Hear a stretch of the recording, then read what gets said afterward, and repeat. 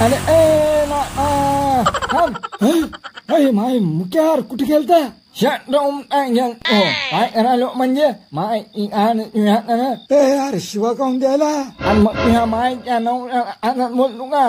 हा मुक्या म्हणा मुक्या म्हणा सांगायलो. हा हिनो म्हणा हिनो मुक्या मायला तुझ्याकडे पैसे आले तर तू बदलला राव. माय उतरू का उतरू का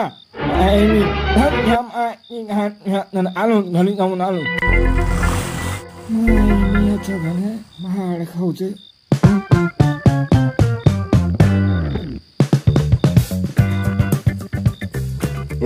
काय झालं असं हेलपटल्यासारखं काहून दिसायला लागलं?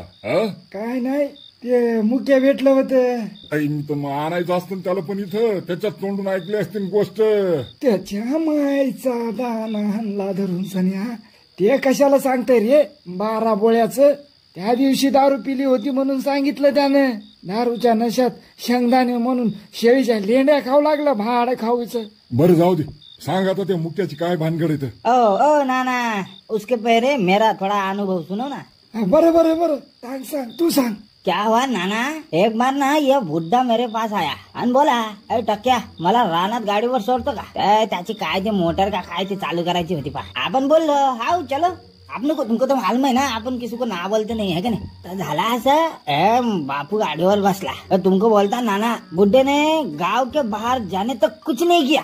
जैसे ही हम मेन रोड को लगे म्हातारा आगे खिसकने लगा. इकडे हात लावायलाय तिकडे हात लावायलाय. तर मला वाटलं म्हातारा माणूस आहे बा, थंडी भिंडी वाटत असन है का नाही. आता नाही तर गाडीचा भेव वाटत असन असं मला मनात आला एक विचार. पण जेव्हा आपण रानात पोहोचलो आणि बुड्ढा मेकू बोला पाय आपली तूर पाय ना कशी दिसायली टक्या. आपण बोला हा एकदम बढिया आहे. तो म्हातारा बोला चल ना म्हणे तुरी तुला तूर दाखवतो. म्हणलं बापू मेको गाव जाना है मेको बहुत अर्जंट काम है. अरे मग आला का घरी? हाँ मैं वहां से निकल गया फिर. मग वाचला ले का तू? अरे ओ नाना क्या बात कर रहे तुम. अरे माय शपथ नाना अगर मेरे को पता होता कि बुड्ढा ऐसा है करके अरे त्या म्हाताऱ्यानं हातपाय खोरले असते तोंडातून भेस झाला असता त्याच्या. अरे मी नाही वाचलो ये बुड्ढा वाचला. बरं ओ झालं. ओ काका तुम्ही सांगा ना पुढे काय झालं ते.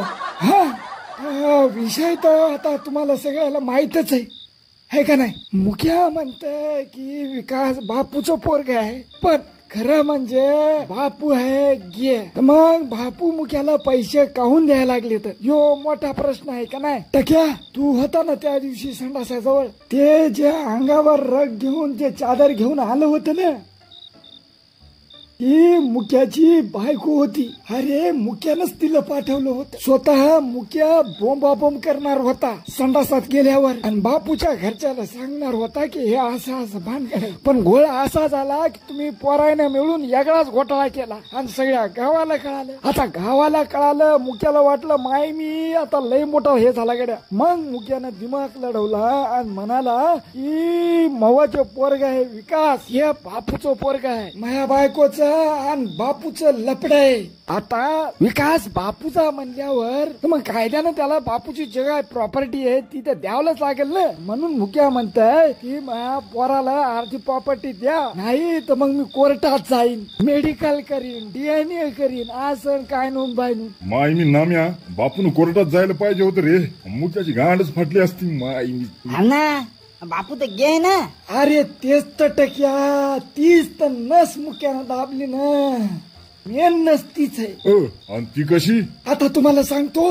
हे पहा मला काय माहित नव्हतं पण त्या दिवशी मुक्या लय दारू पिला आणि सगळं मला त्यानं सांगितलं. बरं हा आता मी तुम्हाला तेच सांगतो ऐका. एक दिवस काय झालं मुक्या गेला बापूच्या घरी आणि मथारीला म्हणे माय अरे मला माहित आहे की मामू मुली आहे. थांब बाय नामा तू मुक्याच्या आवाजात नको सांगू बरं गोष्ट.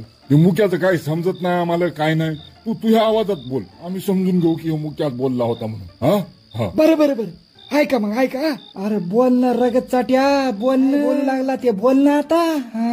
हे पाय म्हातारे, मला माहित आहे, छाट माहित आहे, बापूचा हा कार्यक्रम उभा होत नाही म्हणून मोहचे पोरग विकास ते बापूचं नाही, ते मवाच आहे. हो का नाही? खरं आहे ना? मग काहून एवढा तू माझल्यावानी करायला लागला रे? हा, काहून एवढा उतू उतू करायला लागला तू? कोर्टात जातो, काय नु करतो, काय ते ईडीएनए का काय ते फीने काहीतरी करायचं, ते करतो, हे करतो, ते काय करायला लागला हे? कर कर, जाय, तुला जे करायचं ते कर. हो, उद्या लोकायला कळेलच ना कोणाचं पोरग आहे आणि कोणाचं नाही. ते आलाय मोठा सांगायला लागलाय.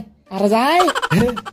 म्हातारे, तुला काय वाटतंय? हा, बापूचं मेडिकल केल्यावर विकास बापूचा नाही हे कळल, पण त्या बरोबर बंड्या पण बापूचा नाही हे पण तर कळलंच ना. अरे काय बोलायला लागला तू? मी बरोबर बोलायलो. तूच आता मला सांग, तुझ्या जे पोरगा आहे बंड्या, त्याला तुझ्या जन्म दिला, पण त्याचा बाप बापू नाही हे मला माहित आहे. त्याचा खरा बाप कोण आहे हे तू सांग मला, सांग. बाई बाई बाई बाई बाई, अरे तुझ्या काय जिबीला हाड हाय का नाही रे? हा, अरे म्हातारपंच काहून तोंडाला काळा लावायला आमच्या? तू काय मरायची पाळी आणली बाई?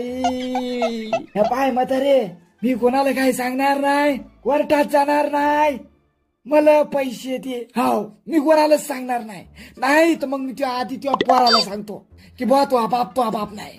पाय मग आता आणि बोल, किती पैसे पाहिजेत तुला? काय घेऊन म्हातारीनं जवानपणी खेळ केला राव. पण नाना, बापू का तो कुछ होता नहीं, फिर ये बंड्या का असली बाप कौन है? कोण आहे रे नाम्या, तुला माहित आहे का? नाही, मला पण माहित नाही. मग जाऊ द्या, तुम्ही आपले किस्से सांगा ना, तुमचे किस्से लय भारी येतो. अरे बाबा मुका बस रे, मग आई मी ढुंगण दुखाले, मग मुळव्यात झाला, मला एवढा मोठा कोंब आहे, खाली बसू बसू दुखा लागले. जाऊ दे, माझी बायको मला वाट पाहिली जेवायसाठी. चला तुम्ही पण निघा घरी. ओ नाना, बंड्याचा बाप तरी सांगा. येतो रे. ओ काका, तुम्ही सांगा. बाबा, कुत्र्याच्या पोटच्या जाय ना आता घरी, मला माहित नाही, तुला सांगितलं ना. सांगा ना. ते जाऊ ते जाळ, चाल बाबा घरी जाय, भूक लागली आता मला पण. जाऊ दे मग, आहे मी तर ना. गुलाब, ए गुलाब. कोण? कौसा आली तू? आली? मला माहित होत तू येणार.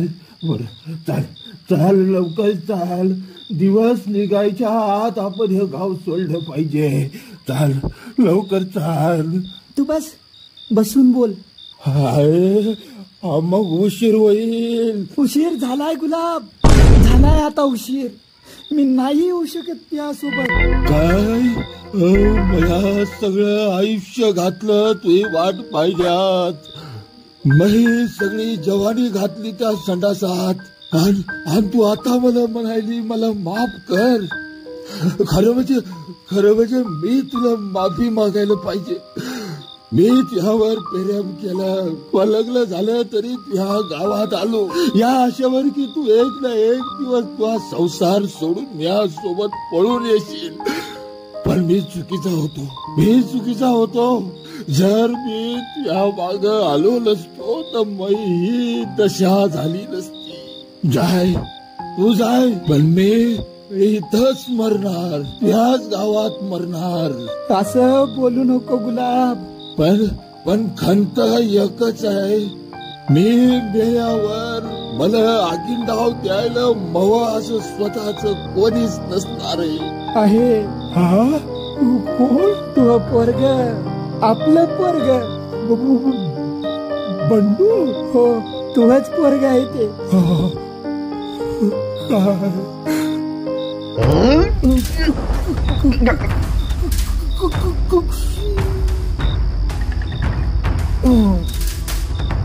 बाई, गुलाब मला माफ कर.